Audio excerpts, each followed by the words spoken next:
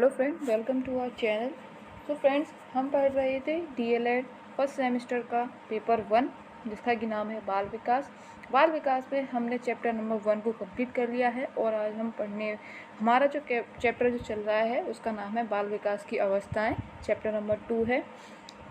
और हमने जो अपनी लास्ट क्लास में जो है शैशवावस्था की क्या विशेषताएँ हैं वह सभी को जाना है कि शैशवावस्था की क्या विशेषताएँ हैं। और फ्रेंड, आज जो हम पढ़ने वाले हैं वह हम पढ़ने वाले हैं कि शैशवावस्था में जो है मानव जीवन में शैक्षिक दृष्टि से कितनी महत्वपूर्ण है। यानी कि शैशवावस्था का जो है मानव जीवन में शैक्षिक दृष्टिकोण क्या है, कितनी इम्पोर्टेंट है शिक्षा शैशवावस्था में। तो फ्रेंड्स, चलिए टाइम को बिल्कुल भी वेस्ट ना करते हुए हम अपनी क्लास को स्टार्ट करते हैं। तो फ्रेंड्स, है शैशवावस्था का जो है मानव जीवन में शैक्षिक दृष्टि से जो है अत्यंत महत्वपूर्ण स्थान है। इसी संबंध में हमारे एक महोदय हैं वैलेंटाइन, उन्होंने इसको जो है सीखने का आदर्श काल कहा है। और वॉटसन है इसी के संबंध में उनका कहना है कि शैशवावस्था में सीखने की सीमा और तीव्रता जो है विकास की और किसी अवस्था की तुलना में बहुत अधिक होती है। यानी कि इनका कहना ये है कि शैशवावस्था में जो है बालक के अंदर सीखने की सीमा और तीव्रता और विकास जो है किसी अवस्था की तुलना में, यानी किसी और दूसरी अवस्था की तुलना में इस अवस्था में जो है बहुत ही अधिक होती है। यानी कि इस अवस्था में बच्चा जो है बहुत ही तीव्रता से सीखता है और तीव्रता से उसके सीखने की सीमा भी जो है बहुत ही तीव्रता से चलती है। तो फ्रेंड्स, हम जो है आगे देखते हैं कि शैशवावस्था में जो है बालक का यानी शिशु का शिक्षा का आयोजन करते समय जो है किन किन बातों का ध्यान देना आवश्यक है, उन सभी बातों को हम एक एक करके जानते हैं। पहले हम शॉर्टली देख लेते हैं, फिर हम बाद में उसको जो है एक एक करके देखेंगे। तो फ्रेंड्स, सबसे पहला है पालन पोषण। यानी कि शैशवावस्था में जो है बालक के शारीरिक विकास से संबंधित इसमें जो है बातें आती हैं। आगे हम इनको बहुत ही डीपली पढ़ेंगे। और नंबर 2 है अनुकूल वातावरण। अनुकूल वातावरण का में ये होता है कि बच्चे के लिए वातावरण किस तरीके से होना चाहिए शिक्षा के लिए। और फिर 3 है वात्सल्यपूर्ण व्यवहार। यानी कि माता पिता और अभिभावक जो हैं वो बच्चे के प्रति किस तरीके का उसके लिए व्यवहार करते हैं, ये भी बहुत ही ज़रूरी होता है। नंबर 4 है उत्तम आदतों का निर्माण। यानी बच्चे के अंदर किन किन अच्छी आदतों का निर्माण करना चाहिए, वह सभी चीज़ें जो हैं हम इसमें पढ़ेंगे। नंबर 5 है मानसिक क्रियाओं के अवसर। मानसिक क्रियाओं के अवसर में हम जो है देखेंगे कि बालक जो है किस मानसिक दृष्टि से जो है पूर्ण विकसित जो है होता है, वह सारी चीज़ें हम इसमें देखते हैं। नंबर 6 है जिज्ञासा की संतुष्टि। यानी कि इस अवस्था में बच्चा जो है बहुत ही जिज्ञासु प्रवृत्ति का होता है, तो उसकी संतुष्टि किस प्रकार की जा सकती है वह हम देखेंगे इसमें। नंबर 7 है करके सीखने की महत्ता। यानी कि इसमें बच्चे को जो है सबसे पहले करके यानी एक्सपेरिमेंट करके ही सिखाया जाता है, जिसके कारण वह जो है इसमें बहुत ही अच्छे से सीख जाता है। इससे जो है उसका ज्ञान भी स्थायी होता है। इसमें हम जो है उसमें और भी हम अच्छे से इसको जानेंगे। नंबर 8 है हमारा व्यक्तिगत भिन्नता। यानी कि प्रत्येक बच्चा जो है किसी का विकास सेम एक ही जो है सीमा में नहीं होता, एक ही डायरेक्शन में नहीं होता है। सभी का व्यक्तिगत भिन्नता, सभी में शारीरिक दृष्टि से भी व्यक्तिगत भिन्नता, मानसिक दृष्टि से भी उसके अंतर्गत जो है भिन्नता होती हैं।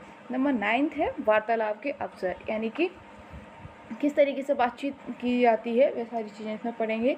और शिक्षा में संगीत का स्थान क्या है, वह सभी चीज़ें हम जो है इसमें आगे पढ़ने वाले हैं। तो चलिए फ्रेंड, हम आगे देखते हैं, एक एक करके सभी को जो है अच्छे से जानते हैं। तो फ्रेंड, सबसे पहला है पालन पोषण। पालन पोषण में इसमें बताया गया है कि इस अवस्था में जो है शारीरिक विकास का जो है भविष्य के लिए जो है बहुत ही बड़ा महत्व होता है। और आगे जो है शारीरिक और मानसिक विकास के लिए जो है पौष्टिक और संतुलित भोजन परम आवश्यक है। यानी कि पालन पोषण का अर्थ यही है कि बच्चे का जो है खान पीन बहुत ही अच्छे से होना चाहिए। और अगर बच्चे की डाइट हेल्थी रहेगी तो बच्चा भी हेल्थी रहेगा, तो वो शारीरिक और मानसिक दोनों ही दृष्टि से जो है वह बहुत ही अच्छा है। अगर वो हेल्थी रहेगा तो उसका विकास और उसके अंदर ज्ञान को प्राप्त करने की क्षमता भी बहुत ही अधिक होगी। अतः हम इसमें आगे कह सकते हैं कि जो शिशु के पालन पोषण में जो है पूरी तरीके से सावधानी रखनी चाहिए और यथाशक्ति जो है हमें उसे पौष्टिक भोजन की ही व्यवस्था करनी चाहिए। ठीक है, अब हम सेकंड देखते हैं। सेकंड है हमारा अनुकूल वातावरण। अनुकूल वातावरण में आगे इसमें बताया गया है कि अनुकूल वातावरण यानी कि शांत और स्वस्थ वातावरण में ही जो है बालक का बहुमुखी विकास होता है। यानी कि शांत वातावरण जो होता है उसमें बच्चा जो है बहुत ही अच्छे से अपना विकास कर पाता है। और स्वस्थ वातावरण यानी मतलब हम किसी प्रदूषण भरी जगह पर रहते हैं तो उससे बहुत सारी जो है कईयों बीमारियों का होने का जो है डर रहता है। शांत वातावरण, स्वस्थ वातावरण रहता है, हरी भरी हमारा एनवायरनमेंट रहता है, तो उसमें क्या होता है कि बच्चे का जो है विकास जो बहुत ही अच्छे तरीके से होता है। और घर और विद्यालय जो होते हैं इसमें फ्रेंड वो वातावरण के अनुकूल ही होने ज़रूरी मतलब होने चाहिए, ये आवश्यक इन्हें बताया गया है। और अनुकूल वातावरण के अलावा भी अगर हम इन्हें देखें तो हमें उन परिस्थितियों की भी व्यवस्था करनी चाहिए जिससे बालक जो है अपने को सुरक्षित और अपने को बहुत ही प्रफुल्लित जो है महसूस कर सके। ज़रूरी नहीं कि घर का ही हम सिर्फ वातावरण अच्छा रखें और विद्यालय का ही वातावरण अच्छा रखें, बल्कि हमें ऐसी ही व्यवस्था करनी चाहिए मतलब बच्चा कहीं पर भी अपने मतलब कहीं पर भी जाए तो वह अपने आप को सुरक्षित और बहुत ही अपने आप को जो है प्रफुल्लित यानी उत्साहित, खुश महसूस अपने आप को कर सके। इस तरीके का वातावरण हम लोग को जो है क्रिएट करना चाहिए बच्चे के लिए। नंबर थर्ड है वात्सल्यपूर्ण व्यवहार यानी कि अफेक्टिनेट बिहेवियर।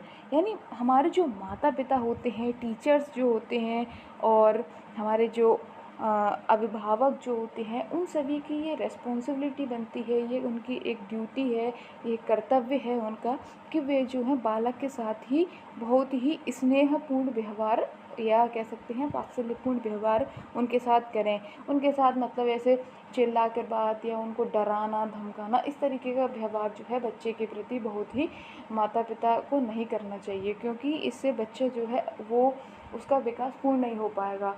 तो ये चीज़ जो है बहुत ही गलत है। यानी बच्चे के प्रति हम लोग को या माता पिता को जो है वात्सल्यपूर्ण व्यवहार करना चाहिए। नंबर फोर्थ है उत्तम आदतों का निर्माण। यानी कि अच्छी आदतों का निर्माण हमें बच्चे के अंदर जो है करना चाहिए। इसमें क्या बताया गया है कि जो शिशु जो होता है उसमें अच्छी आदतें जो है डालने का प्रयास करना चाहिए।